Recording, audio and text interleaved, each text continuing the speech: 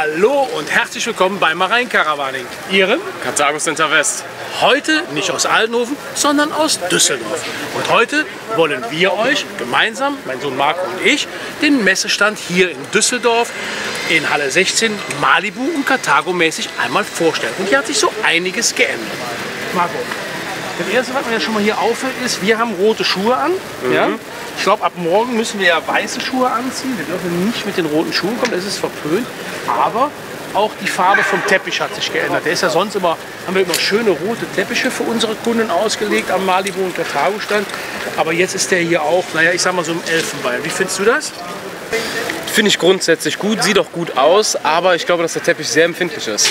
Ja, das glaube ich ehrlich gesagt auch, weil wenn man jetzt sieht, die sind ja noch voll im Aufbau hier, die Jungs, und du hast jetzt schon hier oder vielmehr Fußabdrücke drauf. Aber schauen wir mal, wie der so nächste Woche Sonntag aussieht. Nicht jetzt am ersten Wochenende, sondern die Woche danach. Ja, Malibu-Stand, wenn man jetzt hier halt mal schaut, ganz neue Infotheke hier vorne, auch schön hell und freundlich gemacht. Auch der Bereich hier, wo die Kunden dann die Beratungsgespräche bekommen, ist schön und übersichtlich. Catering ist direkt dahinter, das finde ich auch schon mal ganz gut. Komm, gucken wir mal, was für Autos so da sind, oder? Ja. Komischerweise habe ich keinen 640er hier gesehen mit einem Hybriddach, weil das wäre ja so jetzt dein Favorit gewesen. Du bist ja der Hybriddach-Experte. Okay. Ich bin jetzt ein paar Wochen mit meinem RB gefahren. Wie fandest du das eigentlich? Ja, ist auf jeden Fall, finde ich, ein sehr schönes Auto und macht doch Spaß, vor allem das Two-Rooms-Konzept. Ja? Ja. Ja, perfekt. Das finde ich gut, dass dir das gut gefällt. Aber hier haben wir natürlich jetzt auch wieder mal ein ganz besonderes Auto. Ein GT Skyview, auch sehr schön. Das ist ja im Grunde genommen die Variante ohne Dachstaukasten und dann vorne mit dem Skyview-Dach drin, wo du halt schön nochmal, wenn alle Rollos sind drin, trotzdem nach vorne rausgucken kannst. Auch eine schöne Farbkombi hier in dem Auto drin. Ne? Ja. Hier geht es dann nahtlos über in die Karthago-Welt. Lass uns mal hier rechts rüber gehen. Irgendwo haben sie ja hier auch den 145 LE stehen, weil hier steht ja erstmal C Kompaktline. Da geht es rüber C-Tourer. Da hinten sehe ich auch schon den 145er. Ja, dann erzähl mir mal was von 145. Das ist dein Eindruck von dem Auto. Also ich finde besonders, was besonders als erstes auffällt, ist natürlich das neue Holz. Finde ich sehr modern.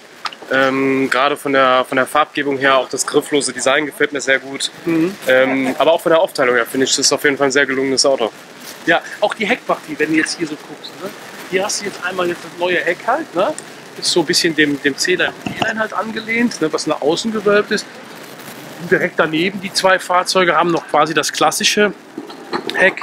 Ich denke da, dass auf kurz oder lang, das ist meine Meinung, dass das Heck bei den anderen C-Tourer auch kommt, oder? Sagst du? Ja, besonders wenn du auch guckst jetzt hier im Vergleich, das Schneeweiß gegen das Karthago-Weiß, finde ich, wirkt es einfach viel frischer.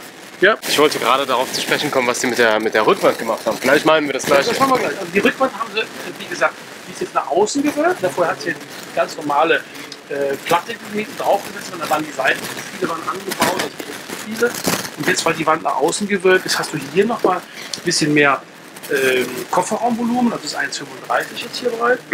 Und dadurch hast du natürlich auch im Innenraum noch mal ein bisschen mehr Platz bekommen. Und das kommt dem Möbelbau natürlich zugute, insbesondere im Badbereich. Du hast hier ein Auto unter 7 Meter oder um 7 Meter, wo du eine schöne Einzelbettvariante hast mit einem Bad. Mit einem großen Bad. Leichtbau perfekt. Siehst du diese Löcher hier? Du siehst, wie schön die den Leichtbau kontinuierlich durchdenken. Die machen hier also überall, fräsen die nochmal ein, weil das ist eine Wand, die hat nichts zu halten oder sonst irgendwas. Da hast du ja normalerweise Kleidungsstücke vor. Weil ich jetzt finde, hier hätte Karthago das auch noch, diese Fräskanten farblich einfassen können. Ja, gebe ich dir recht. Ja, das fällt so stark ins Auge, wenn du den Schrank aufmachst. Ich finde, diese Fräskanten hätten noch farblich eingefasst werden können, dass sie zumindest im gleichen Farbton sind wie das Furnier halt. Das ist so für mich der einzigste Kritikpunkt, den ich an dem Auto hier finde. Ansonsten ist das echt ein perfektes Auto. Ja, bis auf das Duschen auf dem Radkasten. So meine. Du musst mir aber jetzt mal, wo wir gerade mal dabei sind, sag mir mal bitte, wie die Tür zugeht. Du musst das Brett unten rausnehmen. Also das Brett muss raus zum Duschen. Das ist tatsächlich so. Zum einen gewinnst du noch mal ein bisschen was an Höhe. Hat man gerade hier auch. Ich will das noch nicht einmal. Zum einen gewinnst du noch mal etwas an Höhe. Genau. Etwas an Höhe und dann ziehst du hier, das ziehst du raus und dann kannst du hier halt dementsprechend umklappen und hast hier jetzt wirklich, wenn du da reingehst, ein relativ großes Bad. Ne? Problem ist halt, und das ist ja konstruktiv bedingt, durch den Radkasten, der hier drunter ist, hast du dann eben, was du mal gerade eben hier hinstellen, durch den Radkasten, der hier drin ist, hast du halt hier das Problem, dass wenn du hier stehst, weil der Radkasten relativ breit ist, hast du hier nicht so viel Schulterfreiheit. Deswegen würde ich mich, weil die Höhe reicht aus, ich bin 1,82 groß, ich würde mich tatsächlich hier auf den Radkasten stellen und würde mich hier durchmachen. Kannst du dich vernünftig bewegen. Was auffällt, gerade jetzt mal eben für die Zuschauer, wenn man wirklich guckt, es sind unglaublich viele Frauen in Slowenien beschäftigt. Und die Frage habe ich auch bei der Werksbesichtigung gestellt, weil ich war jetzt dieses Jahr auch tatsächlich das erste Mal in Slowenien gewesen und habe gesagt, Mensch, ihr habt so viele Frauen hier beschäftigt, wie kann das sein und gibt es einen Grund dafür? Und da war die Antwort, immer wenn so feine Arbeiten sind, wo es ganz akribisch genau kommt und mit viel Fingerspitzengefühl, da sind die Frauen dann doch eher im Vorteil gegenüber uns Männern. Wir sind da vielleicht ein bisschen grobmotorischer unterwegs. Ne? Mhm. Aber das ist schon schön. Du siehst hier, ja jetzt gerade ist die Einstellung weg, siehst du wirklich schön, wie der komplette Möbelbau schon gestanden hat. Und erst jetzt, siehst du da, jetzt kommt erst die Seitenwand halt dementsprechend dran, die ja schon da oben schon vorgeknickt ist, wo dann später das Dach drauf kommt und wo dann das Aluminiumprofil oben in die Dachrundung nochmal eingeklebt wird, um der Karosserie nochmal eine dementsprechende Festigkeit zu geben. Ne? Marco, wir gucken uns jetzt mal ein S Plus an oder generell mal die Band 2 Fahrzeuge, weil die Band 2 Fahrzeuge, die haben da vorne so eine kleine Insel. Ne? Heißt hier ist erstmal C-Line, die XL-Modelle, also die Dreiachser als 5.9er und als 6.2er. Dann hier auch der Infostand von Carthago dementsprechend, wo dann die Kunden sich anmelden können. Was ich jetzt ein bisschen vermisse, ist, dass eine Tafel da ist, damit man gleich auf einen Blick sieht, welcher Händler alles da ist. Aber da kann man ja fragen, das ist ja kein Problem. Ne? Also Infostand ist hier vorne. Ja, und hier sind wir jetzt schon bei den Band 2 Fahrzeugen. Einmal hier S Plus. Dann einmal da Liner for Tour auf Iveco. Dann haben wir hier nochmal einen E-Line-Einsatz. Da steht auch nochmal ein S Plus. Da ist natürlich jetzt hier, sag mal, richtig schön aufgefahren. Der steht richtig schön auf der Platte da drauf. Da kannst du aber auch hier nochmal schauen. Mit durch, Christian. Ach, jetzt haben sie den Roller mit einer Diebstahlsicherung versehen. Das ist das erste Mal, weil letztes Jahr ist ein E-Bike tatsächlich hier auf der Messe gestohlen worden. Mhm. Also, kennst du die Geschichte? Ja, kenne ich, ja. Es ist dann hier irgendwie aus dem Hintereingang rausgerollt worden. Jetzt ist der Roller sogar gesichert. Aber hier siehst du schön beim S Plus, ja, dass du eine richtig, richtig hohe Garage hast. Wenn da so ein Roller drin steht, also die Spiegel könntest du hier locker drauf lassen, die musst du gar nicht runter machen.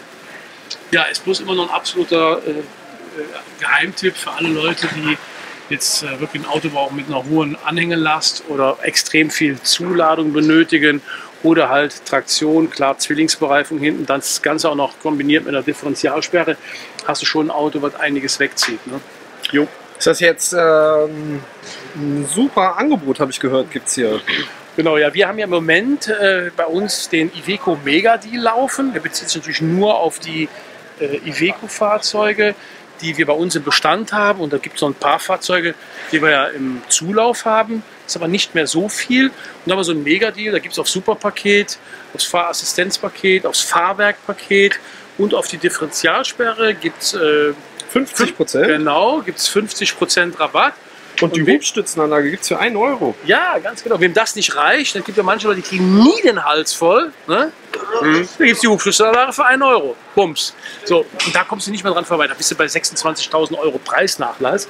Und ich sage es jetzt mal ganz böse, wenn du das jetzt mal spitz rechnest, ist ein S Plus nicht mehr viel teurer wie ein E-Line mit gleicher Ausstattung. Muss man einfach mal so sagen. Bei unserem Caravan Frühling auf dem ATC, also dem Allenhovener Testing Center, du bist ja quasi 8 Stunden mit den Leuten unterwegs gewesen. Du warst ja, ich weiß nicht, permanent habe ich da durch die Steilwand fahren sehen.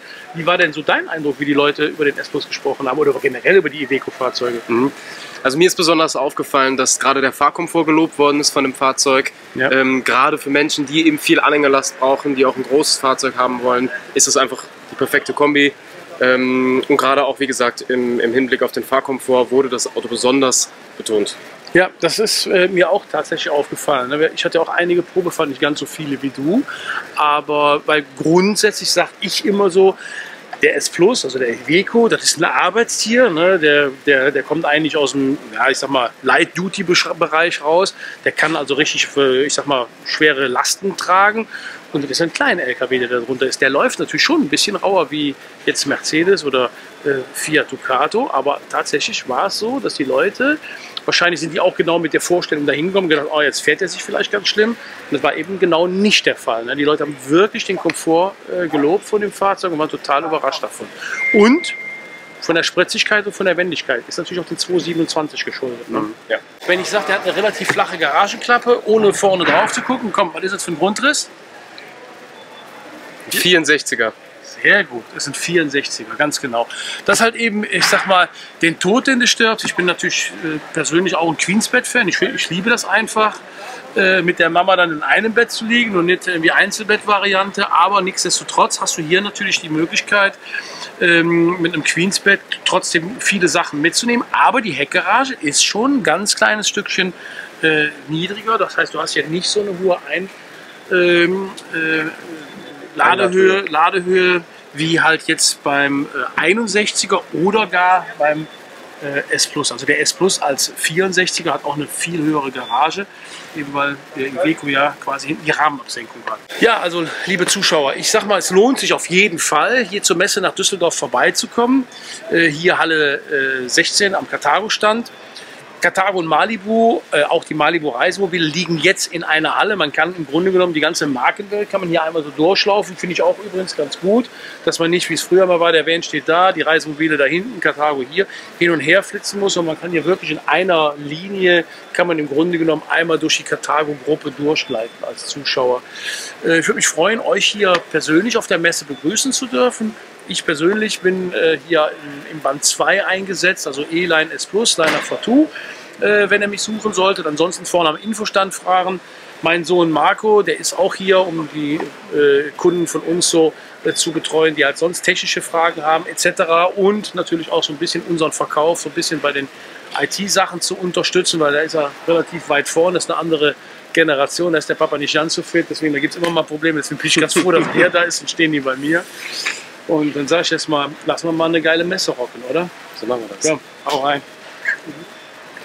Ja, und falls Sie weitere Fragen haben, Ach, haben wir ja vergessen. Da müssen wir mit der Messe rocken, müssen wir mal sagen. Center.de oder auf unserer Facebook-Seite. Wir machen noch mal so. Nee, ach komm, Nee, und dann ich hab das jetzt gerade. Ach, du sagst das. Ach komm, also, Nee, tschüss. Nee.